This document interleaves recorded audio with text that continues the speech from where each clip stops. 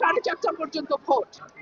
রাত্রে আমার একজন কর্মী, উনি পাহারায় ছিল এলাকায়, তাকে বিনা কারণে 2 জনকে ধরে নিয়ে যাওয়া হয়েছে আমার নোয়াগাঁও ইউনিয়নের।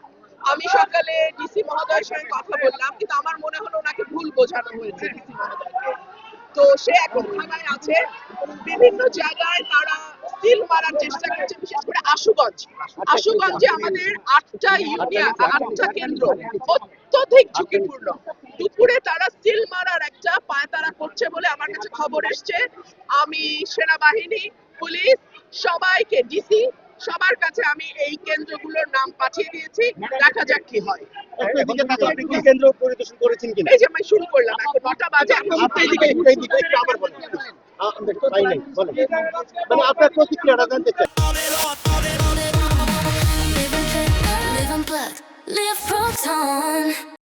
আমি জয়ের ব্যাপারে শতভাগ আশাবাদী, ইনশাআল্লাহ, বাকি আল্লাহর ইচ্ছা। আর আমার নেতা কর্মীদের উপরে কিছুটা প্রশাসনিক হেনস্থার শিকার হচ্ছে। আমার দুজন কর্মীকে গতকাল রাতে পুলিশ ধরে নিয়ে গেছে। তারা রাস্তার উপরে বসা ছিল, ওই রাতে সিল মারার একটা পরিকল্পনা ছিল খেজুর গাছে। সো তারা পাহারায় ছিল, বাট কোনো অ্যালিগেশন ছাড়াই তাদেরকে ধরা হয়েছে। আমাদের সঙ্গে আমি কথা বললাম, সম্ভবত ওনাকে ভুল বোঝানো হয়েছে। আর আমি 8টা কেন্দ্র আশুগঞ্জে, আমি আপনাদের বলবো আশুগঞ্জে আপনারা কিন্তু থাকবেন। আশুগঞ্জে তারা সিল মারার একটা পরিকল্পনা আছে।